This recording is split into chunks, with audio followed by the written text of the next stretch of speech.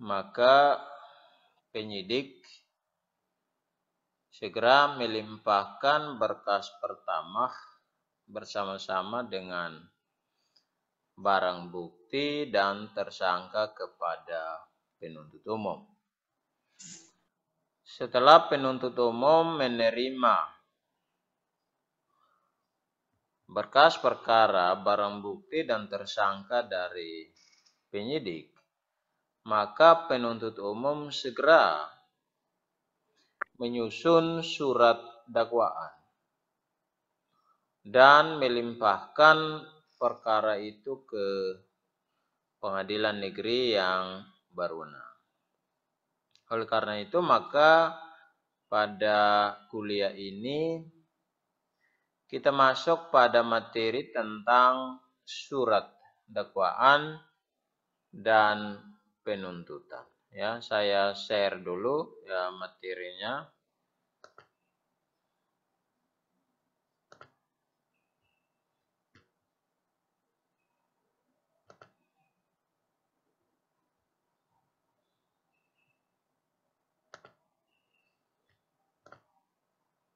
Ya. Baik, jadi kita lihat materi tentang surat dakwaan dan penuntutan. Ya, surat dakwaan dan penuntutan. Ya. Nah,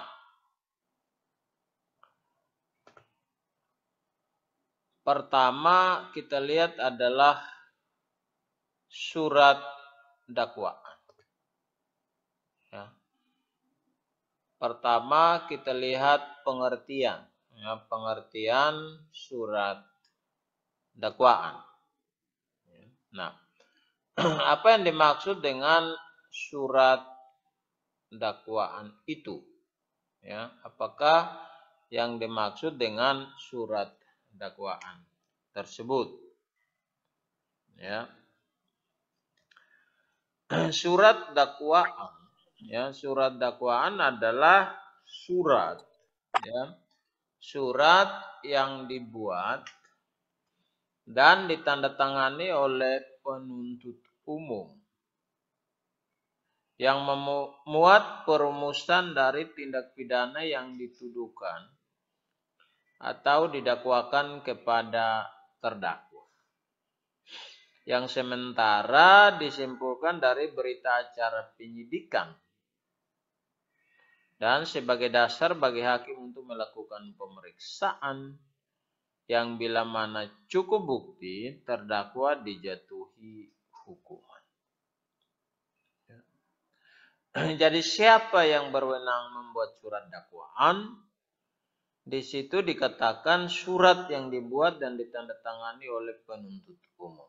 Artinya bahwa pihak yang diberikan kewenangan oleh undang-undang untuk membuat atau merumuskan surat dakwaan adalah penuntut umum. Ya. Siapa yang berwenang membuat surat dakwaan? Yang berwenang membuat surat dakwaan menurut undang-undang adalah penuntut umum.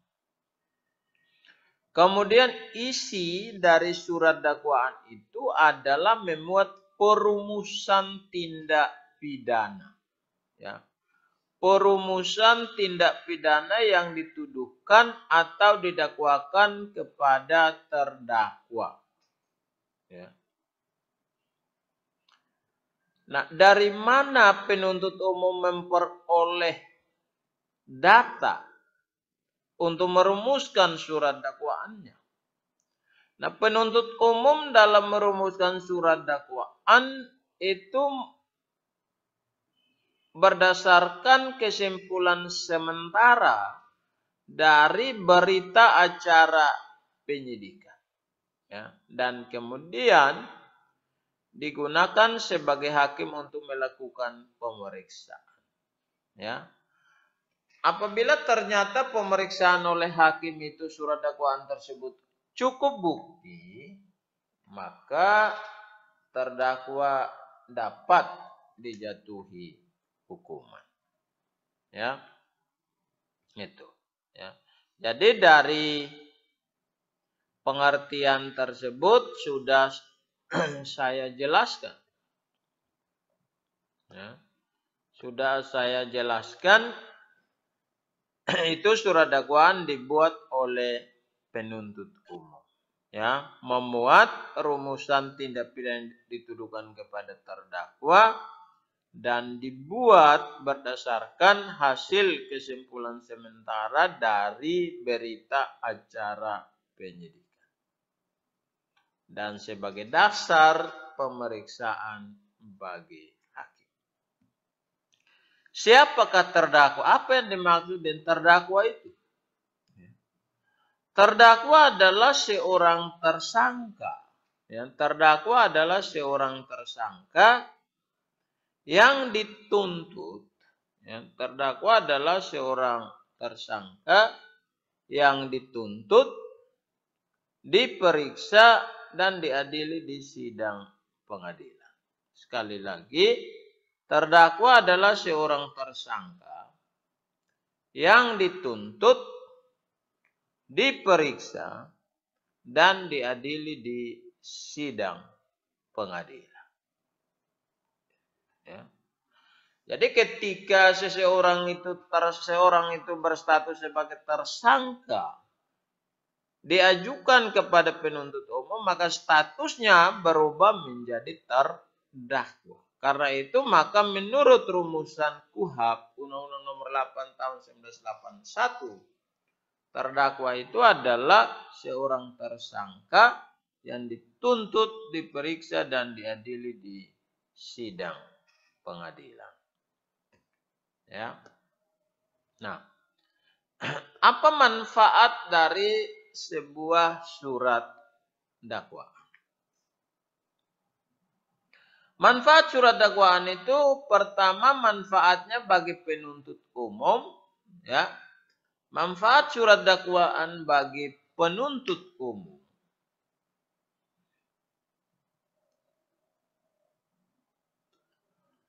itu sebagai dasar penuntutan bagi terdakwa. Ya. Manfaat surat dakwaan bagi penuntut umum adalah pertama sebagai dasar penuntutan bagi terdakwa. Itu satu. Dasar penuntutan bagi terdakwa. Kemudian yang kedua, dasar pembuktian kesalahan terdakwa. Ya. Dasar pembuktian kesalahan terdakwa. Yang ketiga, dasar pembahasan yuridis dan tuntutan pidana. Dasar pembahasan yuridis dan tuntutan pidana. Dan yang keempat adalah dasar bagi penuntut umum melakukan upaya hukum. Ya. Ini kalau manfaat surat dakwaan bagi terdakwa. Kemudian manfaat surat dakwaan bagi terdakwa atau penasihat hukum. Itu pertama sebagai dasar menyusun pembelaan. Ya. Dakwaan sebagai dasar menyusun pembelaan. Kemudian dasar pembuktian terbalik. Dasar bagi terdakwa untuk melakukan pembuktian terbalik. Kemudian dasar pembahasan yuridis. Dan dasar melakukan upaya hukum. Itu kalau manfaatnya bagi terdakwa. Kemudian manfaatnya bagi hakim, ya, manfaat surat dakwaan bagi hakim adalah sebagai dasar pemeriksaan di sidang pengadilan. Jadi hakim di dalam melakukan pemeriksaan terhadap suatu perkara pidana itu mendasarkan pada surat dakwaan. Jadi manfaat surat dakwaan bagi hakim adalah sebagai dasar pemeriksaan di sidang pengadilan. Kemudian yang kedua, sebagai dasar menjatuhkan putusan. Ya. Sebagai dasar menjatuhkan putusan. Dan yang ketiga, sebagai dasar menentukan terbukti atau tidaknya kesalahan terdakwa. Ya, dasar menentukan terbukti atau tidaknya kesalahan terdakwa.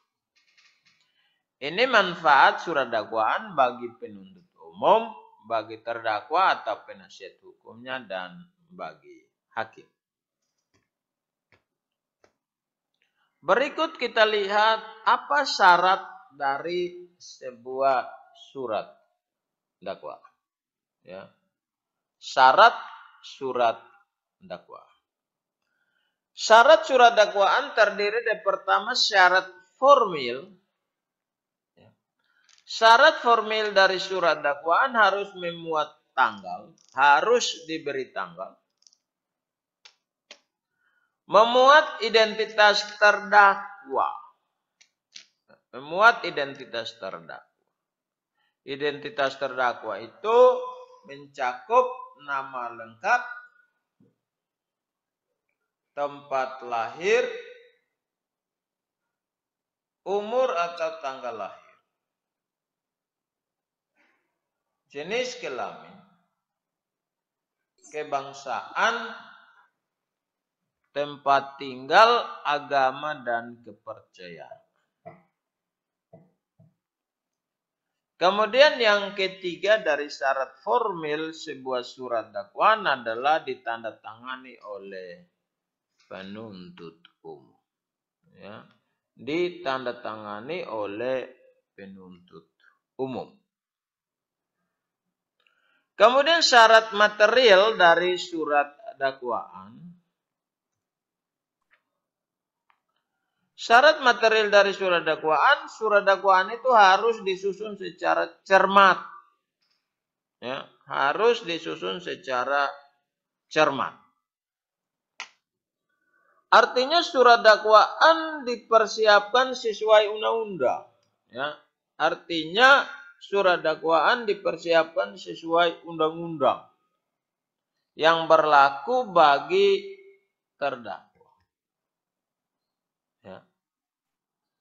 Kemudian syarat material yang kedua, surat dakwaan harus disusun secara jelas.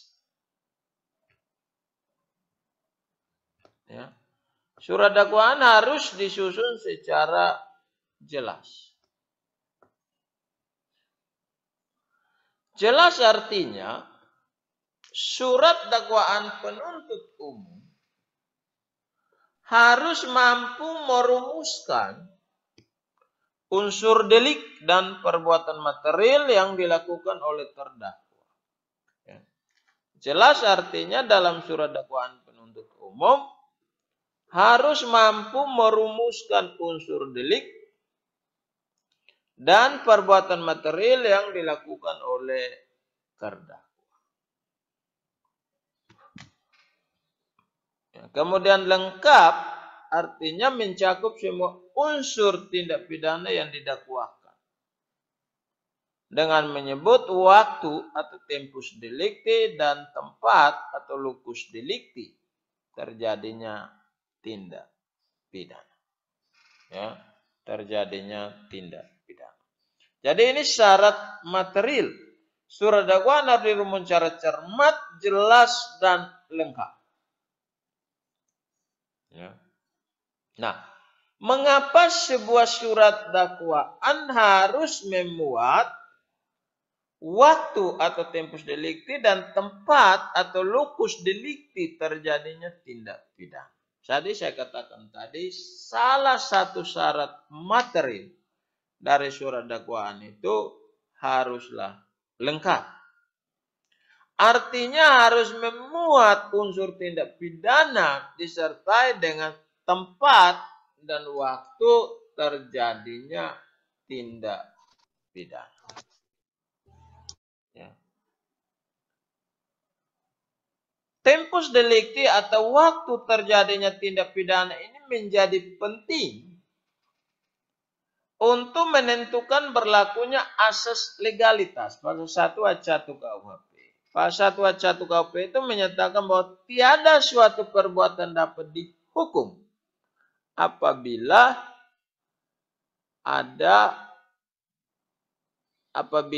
perbuatan itu belum diatur dalam suatu undang-undang.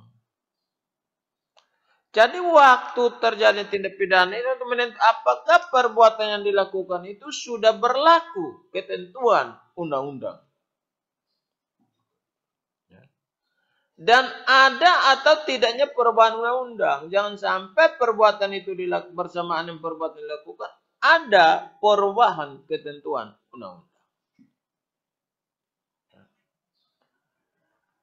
Juga alasan mengapa surat dakwaan harus memuat waktu terjadinya tindak pidana, waktu dan tempat terjadi tindak pidana adalah untuk menentukan terdakwa ini residivis atau bukan, melakukan pengulangan tindak pidana atau bukan. Dan juga untuk menentukan daluarsa atau belumnya perkara itu.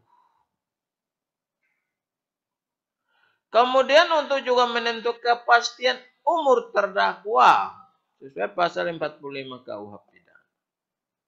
Dan keadaan memberatkan dan meringankan. Ya, keadaan memberatkan dan meringankan.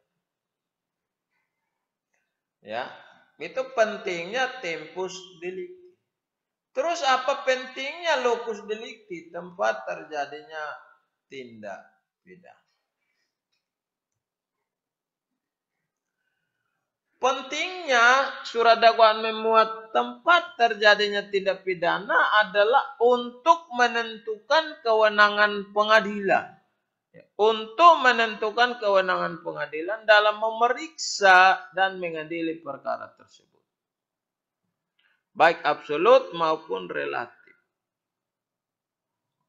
Ruang lingkupnya berlaku hukum pidana dan unsur-unsur yang disyaratkan oleh delik. Misalnya pasal 70 KUHP dan lain-lain. Ya, kekerasan secara bersama-sama. Perlu dimuat tentang waktu terjadinya tempat terjadinya tindak pidana. Ya, supaya bisa ditentukan pengadilan mana yang berwenang. Ya. Kemudian perubahan surat dakwaan. Ya. Penuntut umum pada dasarnya dapat mengajukan perubahan terhadap surat dakwaan. Jadi apabila setelah penuntut umum melimpahkan perkara ke pengadilan, kemudian menyadari bahwa surat dakwaan mengandung kekeliruan atau kesalahan, maka penuntut umum berhak atau berwenang melakukan perubahan terhadap surat dakwaan. Tetapi perubahan surat dakwaan ini ada syarat-syaratnya. Ya, ada syarat-syaratnya. Syarat untuk merubah surat dakwaan adalah pertama, sebelum pengadilan menetapkan hari sidang. Ya, sebelum pengadilan menetapkan hari sidang. Ya. Baik dengan tujuan menyempurnakan atau tidak melanjutkan penuntutan. Ya. Jadi boleh dirubah surat dakwaannya oleh penuntut umum, tetapi syaratnya pertama harus dilakukan sebelum pengadilan menetapkan hasil sidang, hari sidang. Baik dengan tujuan menyempurnakan atau tidak melanjutkan penuntutan. Kedua, syarat merubah surat dakwaan itu hanya satu kali saja. Ya. Syarat merubah surat dakwaan itu hanya 1 kali saja. Selambat-lambatnya 7 hari sebelum sidang dilaksanakan. Ya. Selambat-lambatnya 7 hari sebelum sidang dilaksanakan. Ya. Kemudian salinan atau turunan perubahan surat dakwaan harus disampaikan kepada terdakwa atau penasihat hukum. Ya. Salinan atau turunan perubahan surat dakwaan harus disampaikan kepada terdakwa atau penasihat hukum. Ya. Itu syarat ya perubahan surat dakwaan. Berikut kita lihat adalah bentuk surat dakwaan. Bentuk surat dakwaan. Nah, bentuk surat dakwaan pertama dakwaan tunggal. Ya. Bentuk dakwaan pertama dakwaan tunggal. Dakwaan tunggal artinya perumusan surat dakwaan hanya mencakup 1 tindak pidana saja. Ya, misalnya penganiayaan dipasang 351 saja. Yang lain itu tidak. Kemudian yang kedua dakwaan kumulatif. Ya, dakwaan kumulatif. Dakwaan kumulatif, ya, dakwaan kumulatif artinya tindak pidana yang didakwakan kepada terdakwa masing-masing berdiri sendiri. Tetapi didakwakan secara serempak, asalkan terdakwanya sama. Ciri daripada dakwaan kumulatif menggunakan kata ke-1, ke-2, dan seterusnya. Dan wajib dibuktikan semua surat dakwaan. Wajib dibuktikan semua surat dakwaan. Misalnya ke-1 melanggar pasal 340. Kedua melanggar pasal 365. Ketiga melanggar pasal 285. Artinya orang ini melakukan pembunuhan berencana, kemudian melakukan pencurian dengan kekerasan, dan kemudian memperkosa. Itu didakwakan secara kumulatif dan jaksa wajib membuktikan semua dakwaan. Jaksa wajib membuktikan semua dakwaan. Jadi membunuh, mencuri, dan memperkosa. Itu wajib dibuktikan kalau bentuknya dakwaan kumulatif. Kemudian dakwaan subsidiar.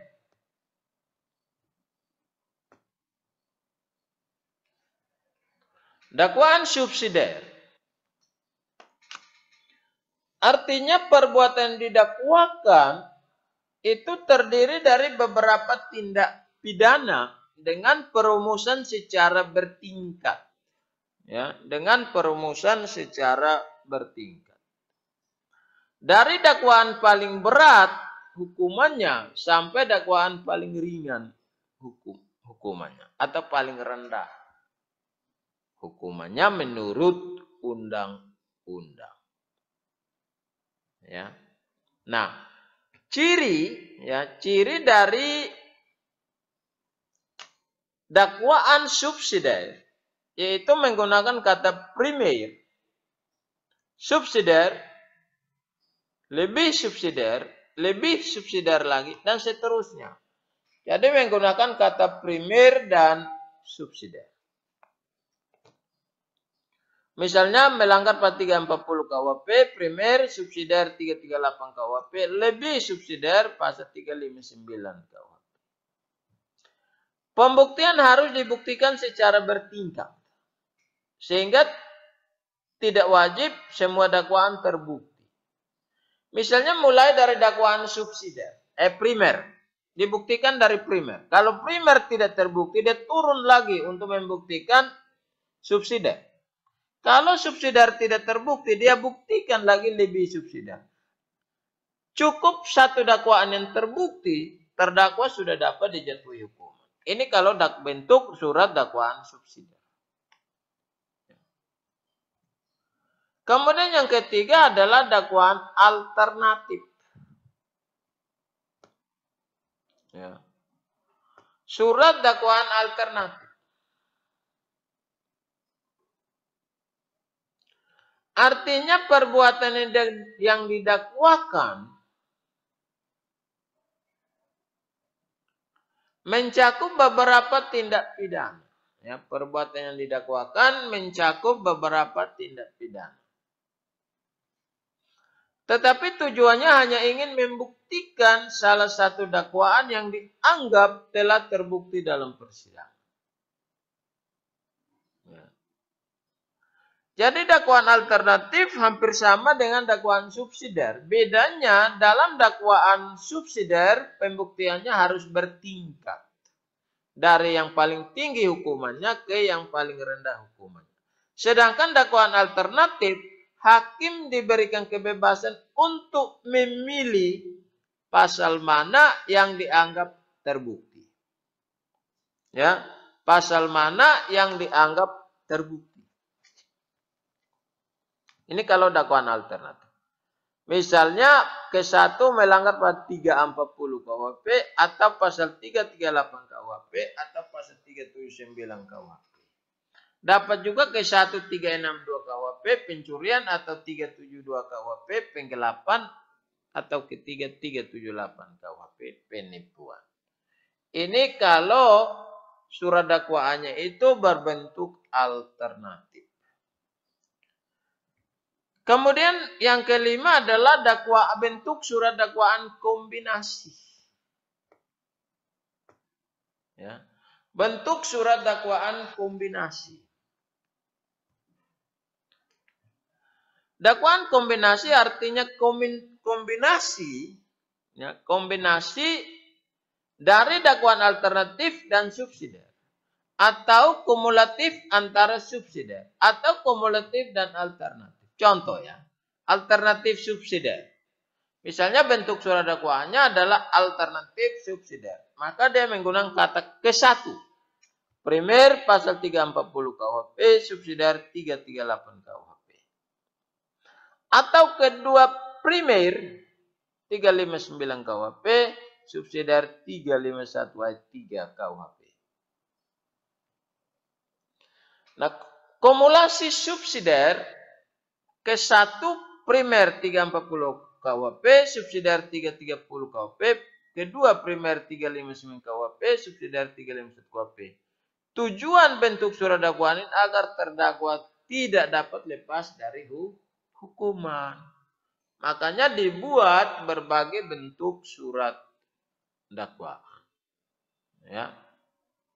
Dan ini disusun ya setelah surat dakwaan itu disusun oleh penuntut umum, maka selanjutnya penuntut umum melimpahkan perkara itu ke pengadilan. Pelimpahan perkara ke pengadilan itulah yang disebut dengan penuntutan. Ya, pelimpahan perkara ke pengadilan tersebutlah yang disebut dengan penuntutan. Nah, apa yang dimaksudkan dengan penuntutan? Ya. Penuntutan adalah tindakan penuntut umum. Ya, penuntutan itu adalah tindakan penuntut umum untuk melimpahkan perkara pidana. Ya. Penuntutan adalah tindakan penuntut umum untuk melimpahkan perkara pidana. Ya, melimpahkan perkara pidana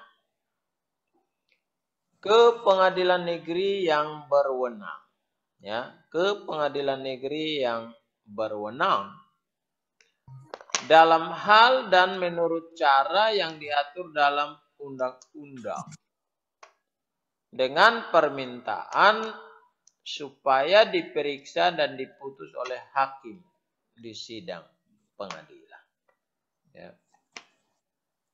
Jadi ketika jaksa penuntut umum melimpahkan perkara ke pengadilan, maka itu disebut dengan tindakan penuntutan. Di dalam tindakan penuntutan ini, jaksa melimpahkan berkas perkara pidana itu ke pengadilan negeri yang berwenang dengan disertai permintaan supaya diperiksa dan diputus oleh hakim di sidang pengadilan. Ya. Nah, pengadilan negeri yang berwenang, menurut pasal 84 sampai dengan 86 KUHP itu mencakup yang pertama, pengadilan negeri yang wilayah hukumnya mencakup waktu dan tempat dilakukan tindak pidana. Ya. Pengadilan negeri yang wilayah hukumnya mencakup waktu dan tempat dilakukan tindak pidana. Satu.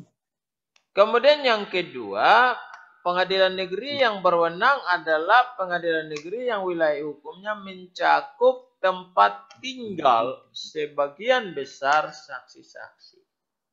Ya.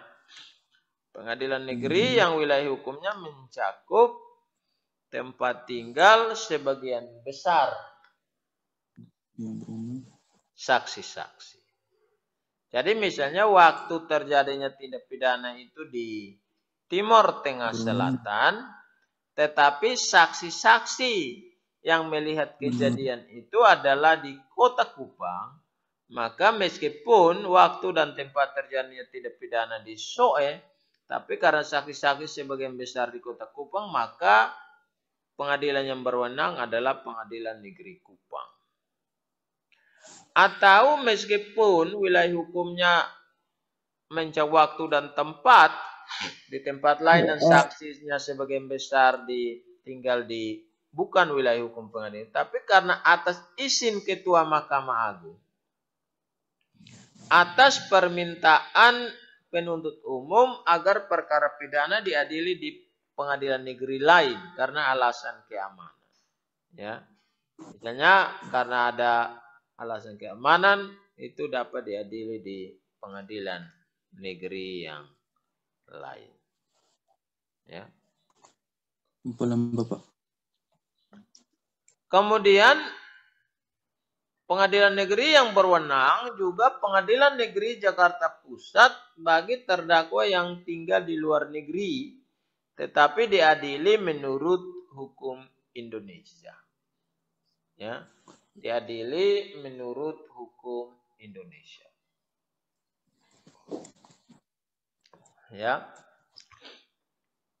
Jadi penuntut umum harus memahami pengadilan negeri yang berwenang itu yang mana dari perkara yang ditangani, barulah melimpahkan perkara itu ke pengadilan negeri tersebut.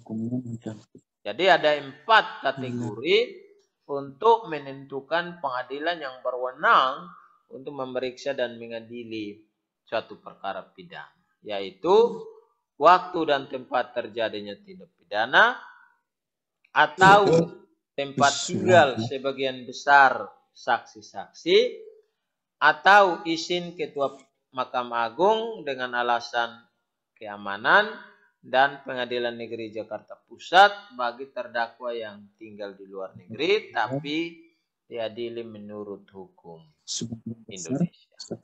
Ya. Nah, yang berikut adalah kita lihat bagaimana prosedur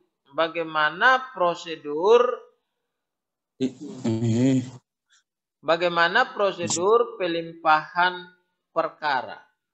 Ya. Bagaimana prosedur pelimpahan perkara?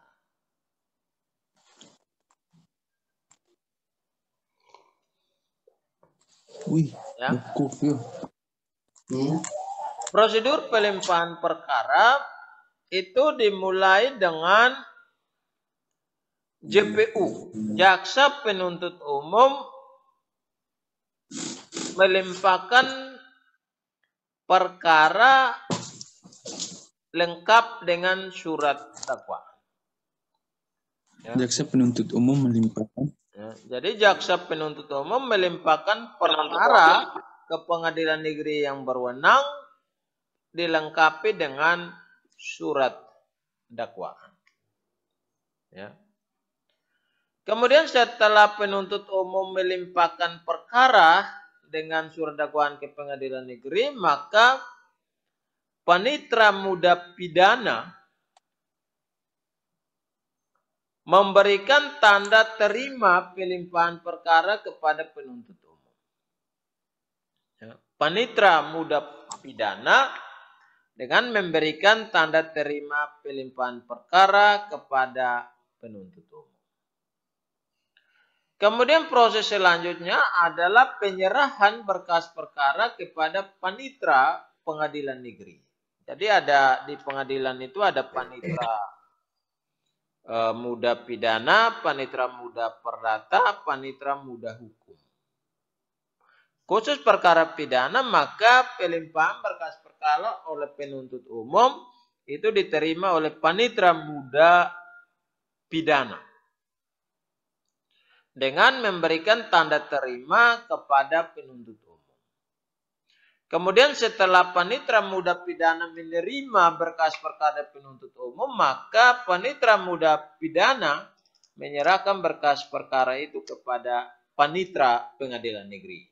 Ya, panitera pengadilan negeri yang dimaksud adalah kepala panitera. Ya, kepala panitera pengadilan negeri.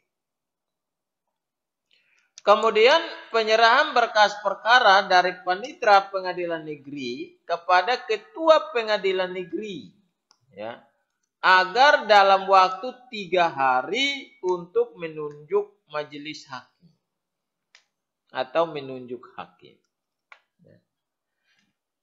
Jadi dari JPU serahkan ke panitera muda terima, panitera muda menyerahkan berkas perkara itu kepada kepala panitera pengadilan negeri. Kemudian panitera pengadilan negeri atau kepala panitera pengadilan negeri menyerahkan berkas perkara kepada ketua pengadilan negeri agar dalam waktu 3 hari menunjuk majelis hakim yang memeriksa dan mengadili perkara itu. Nah, setelah ketua pengadilan negeri menunjuk majelis hakim yang memeriksa dan mengadili perkara itu, maka dikembalikan kepada panitera dan kepala panitera menunjuk panitera pengganti. Ya, kepala panitera menunjuk panitera pengganti. Nah, ketua majelis hakim yang ditunjuk untuk memeriksa dan mengadili perkara itu kemudian mempelajari berkas perkara dan selambatnya 7 hari menetapkan hari sidang. Nah, ketua majelis hakim yang ditunjuk mempelajari berkas perkara dan selambatnya 7 hari menetapkan hari sidang.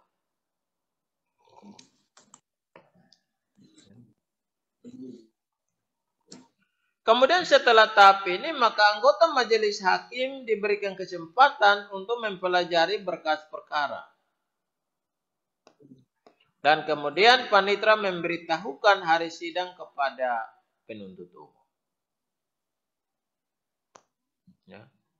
Majelis hakim pelajari berkas perkara dan panitera memberitahu hari sidang kepada penuntut umum. Selanjutnya jaksa penuntut umum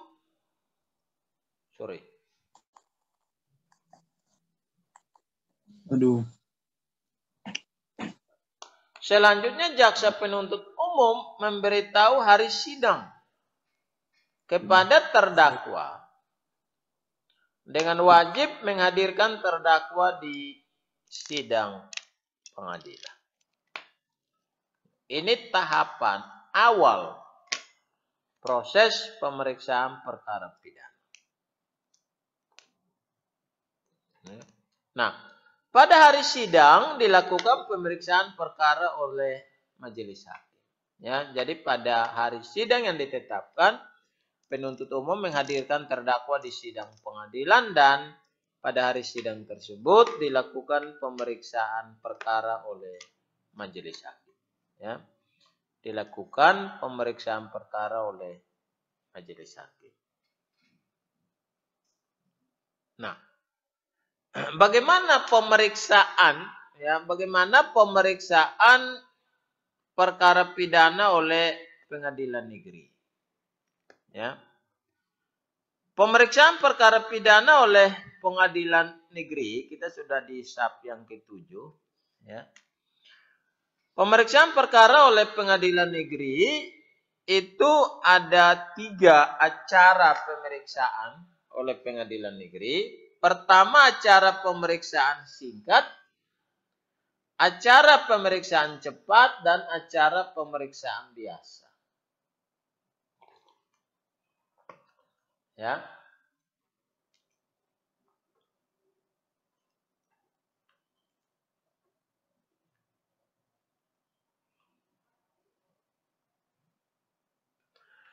Ada 3, ya. Ada 3 acara pemeriksaan perkara pidana. Acara pemeriksaan singkat, acara pemeriksaan cepat, dan acara pemeriksaan biasa.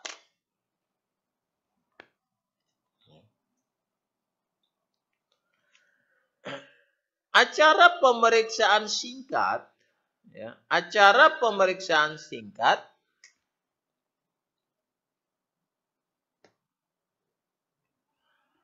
adalah perkara-perkara pidana yang menurut penuntut umum pembuktian serta penerapan hukumnya mudah dan sifatnya sederhana. Ini menurut pasal 203 ayat 1. Ya. Jadi sekali lagi, perkara pidana dengan acara pemeriksaan singkat, ya, adalah perkara-perkara pidana yang menurut penuntut umum pembuktian serta penerapan hukumnya mudah dan sifatnya sederhana. Ya, dan sifatnya sederhana.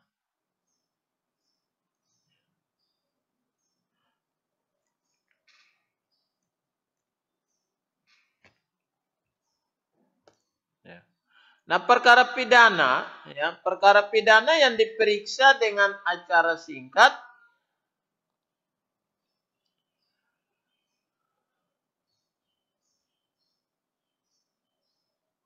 ya. Jadi perkara pidana yang diperiksa dengan acara singkat itu pertama perkara pidana yang sifatnya sederhana. Perkara pidana yang sifatnya sederhana artinya pemeriksaan perkara tidak membutuhkan waktu yang lama. Ya, sifat sederhananya adalah pemeriksaan perkara tidak membutuhkan waktu yang lama. Yakni dapat langsung diputus saat pemeriksaan pertama. Ya. Dapat langsung diputus saat pemeriksaan pertama.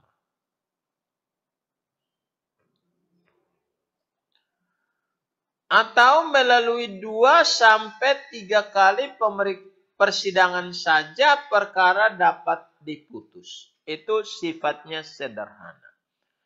Sekali lagi, perkara pidana diperiksa secara singkat, perkara yang sifatnya sederhana. Tidak membutuhkan waktu lama, yang dapat langsung diputus pada saat pemeriksaan pertama, atau bisa melalui 2 sampai 3 kali persidangan saja perkara dapat diputus. Kemudian ciri yang kedua, perkara pidana yang dapat diperiksa dengan acara singkat adalah pembuktian dan penerapan hukumnya mudah. Ya, pembuktian dan penerapan hukumnya mudah. Ya. Pembuktian dan penerapan hukumnya mudah. Artinya perkara itu telah didukung oleh dua alat bukti yang sah. Dan terdakwa sendiri telah mengakui perbuatannya. Ya. Satu, sifatnya sederhana. Dua, ciri yang kedua, pembuktian dan penerapan hukumnya mudah. Artinya perkara itu telah didukung oleh dua alat bukti yang sah dan terdakwa sendiri telah mengakui perbuatannya. Ya, terdakwa sendiri telah mengakui perbuatannya. Kemudian yang ketiga, ciri perkara pidana yang diperiksa dengan acara singkat. Yang ketiga, ancaman maupun hukuman yang dijatuhkan tidak berat. Ya. Ancaman maupun hukuman yang dijatuhkan tidak berat. Artinya, perkara pidana yang ancaman hukumannya di atas 3 bulan penjara dan denda di atas Rp7.500. Nah, Rp7.500 ini menurut peraturan Mahkamah Agung nomor 3 tahun 2012 menjadi Rp7.500.000. Sedangkan menurut praktek peradilan, hukuman yang dijatuhkan tidak melebihi 3 tahun penjara. Ini praktek peradilan. Jadi ada 3 ciri perkara pidana yang diperiksa dengan sifat sederhana. Ya.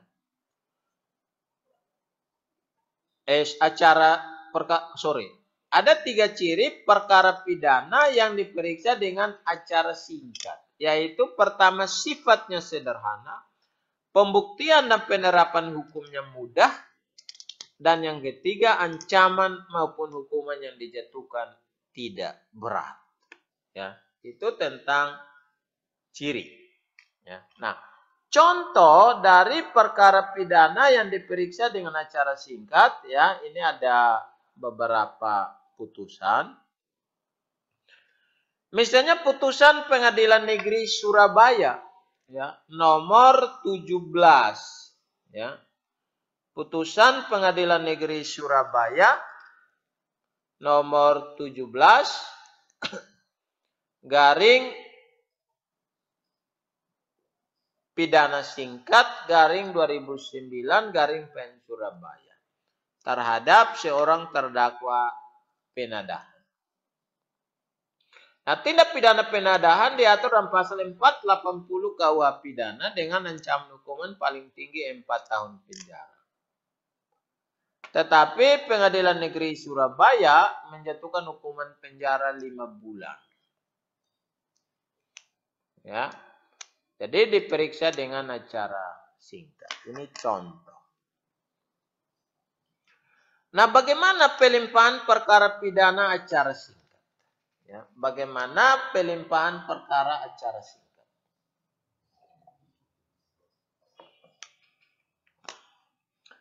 Nah, pelimpahan perkara pidana dengan acara singkat, acara pemeriksaan singkat,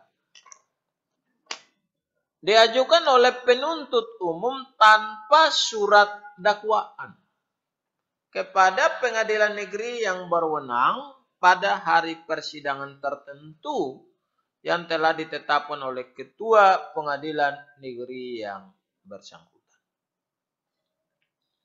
Jadi acara singkat ini sudah ditetapkan waktunya ditetapkan oleh ketua pengadilan negeri dalam hari-hari tertentu dilakukan pemeriksaan dengan acara singkat. Ya. Diajukan tanpa adanya surat dakwaan. Ya. Itu sifatnya sederhana. Bagi perkara pidana acara pemilihan singkat diajukan oleh tanpa surat dakwaan, ya, kepada pengadilan negeri yang bersangkutan.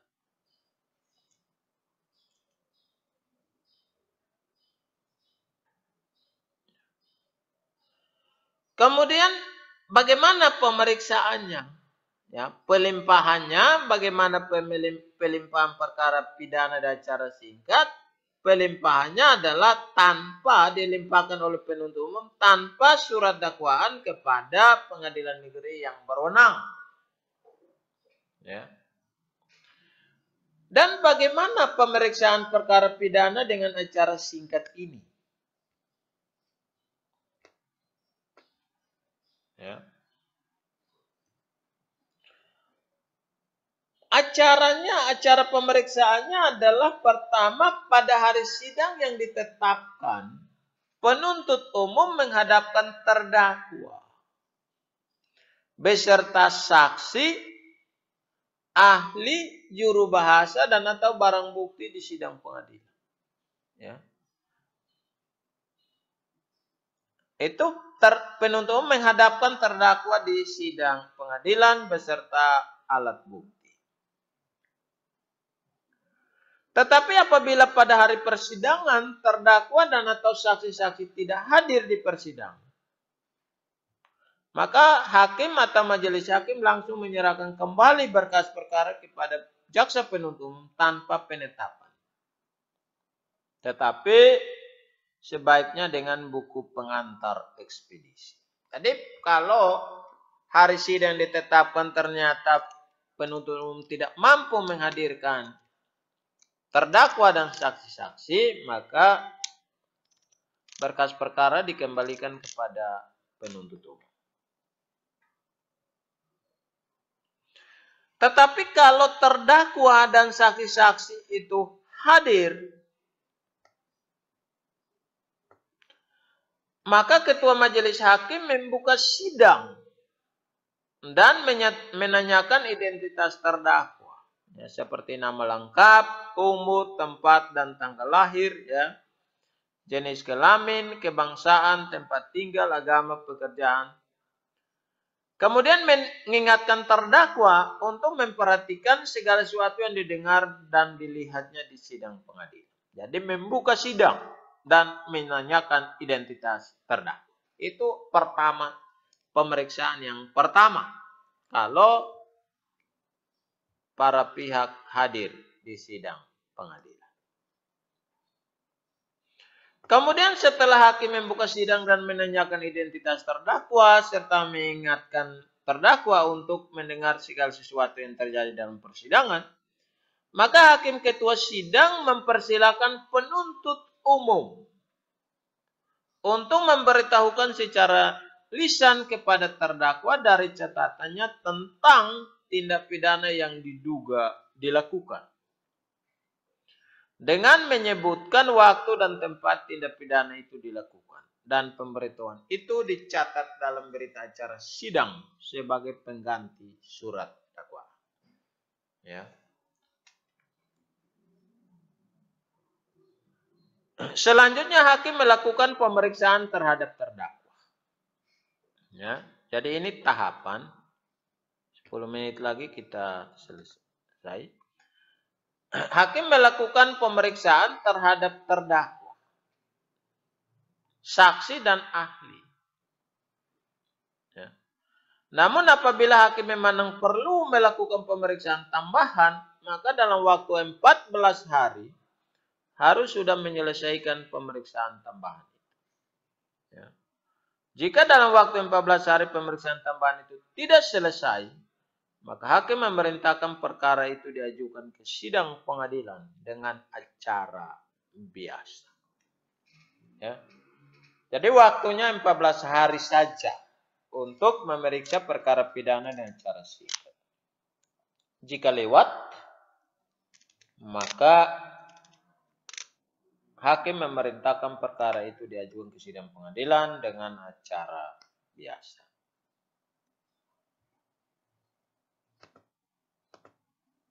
Ya. Nah, terdakwa atau penasihat hukumnya,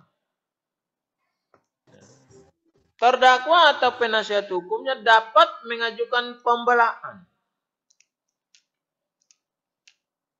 Dan hakim memberikan kesempatan paling lama 7 hari. Ya.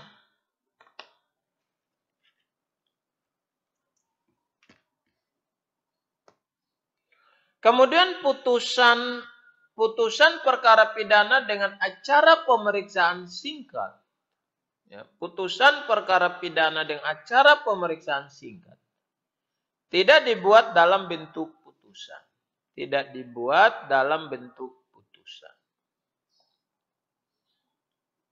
Ya. Tetapi hanya dicatat dalam berita acara sidang yang memuat amar putusan hakim.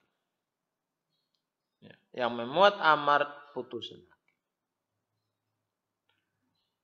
Nah, berita acara sidang yang memuat putusan itu dapat diserahkan kepada terdakwa dan memiliki kekuatan hukum yang sama dengan putusan dalam acara pemeriksaan biasa. Ya, dalam acara pemeriksaan biasa. Nah, ini pemeriksaan perkara pidana dengan acara singkat. Yang berikut adalah pemeriksaan perkara pidana dengan acara pemeriksaan cepat. Nah, pemeriksaan perkara pidana dengan acara pemeriksaan cepat itu terdiri dari tindak pidana ringan dan perkara rol polisi. Ada 2 perkara pidana yang dapat diperiksa dengan acara pemeriksaan cepat. Ya. Pertama, tindak pidana ringan.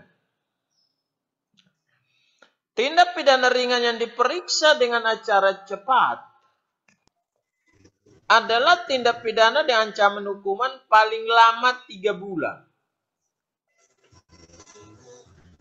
Atau denda sebanyak-banyaknya 7.500. Ya.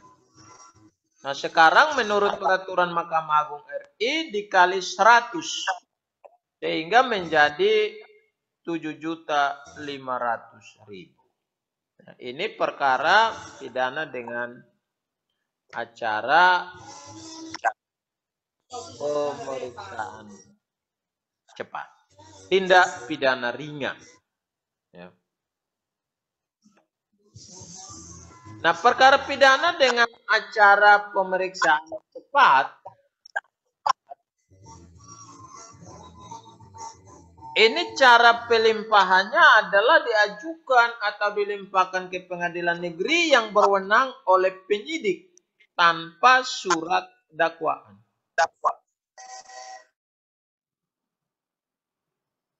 Ya. Tanpa surat dakwaan dalam waktu 3 bulan dari sejak dibuat BAP sampai selesai. Ya. Dalam waktu 3 bulan dari sejak dibuat BAP sampai selesai.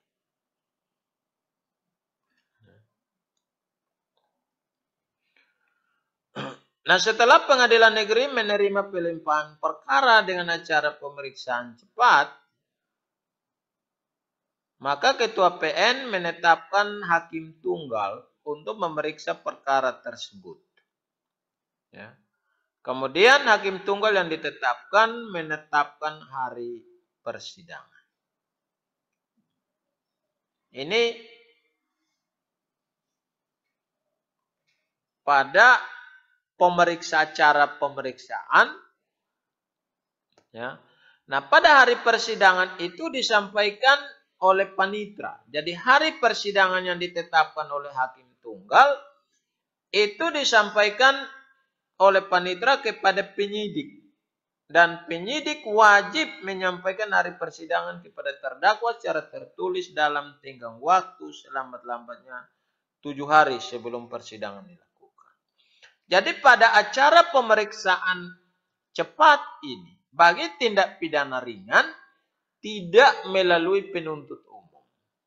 Melainkan penyidik itu langsung bertindak sebagai penuntut umum. Juga tidak ada surat dakwaan. Ini bagi tindak pidana ringan. Nah, panggilan dari penyidik kepada terdakwa harus memuat hari, tanggal, jam, dan tempat di mana terdakwa harus menghadap di sidang pengadilan. Nah, panggilan tersebut selanjutnya dikirim oleh penyidik kepada panitera bersama-sama dengan berkas perkara.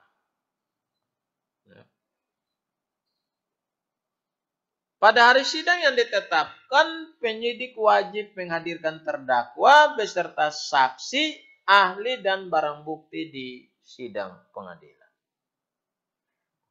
Ya.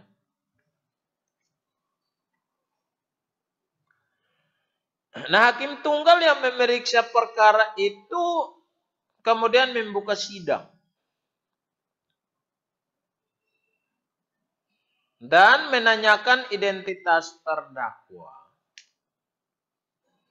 Kemudian memeriksa saksi, ahli, dan barang bukti yang diajukan oleh penyidik di sidang pengadilan.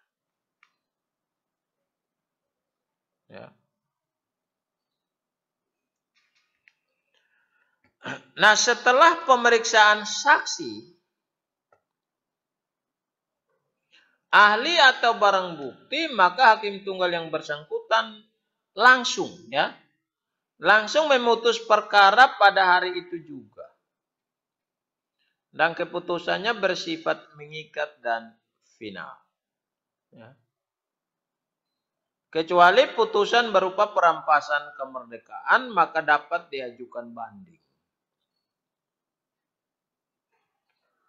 Putusan dicatat oleh hakim dalam daftar catatan perkara dan buku register. Kemudian ditandatangani oleh hakim dan panitera yang bersangkutan. Nah, ini tindak pidana ringan. Perkara rol polisi. Tindak pidana diperiksa dengan acara cepat dan termasuk perkara rol polisi antara lain penggunaan jalan yang merintangi. Jadi ini perkara rol polisi ini umumnya berkaitan dengan perkara pelanggaran lalu lintas. Ya. Ini tidak perlu terdakwa hadir. Ya. Tidak perlu terdakwa hadir. Jadi ini perkara rol polisi berkaitan dengan perkara pelanggaran lalu lintas. Sama dengan acara pemeriksaan tindak pidana ringan tanpa surat dakwaan. Juga tidak melalui penuntut umum, tapi penyidik langsung sebagai penuntut umum. Pemeriksaannya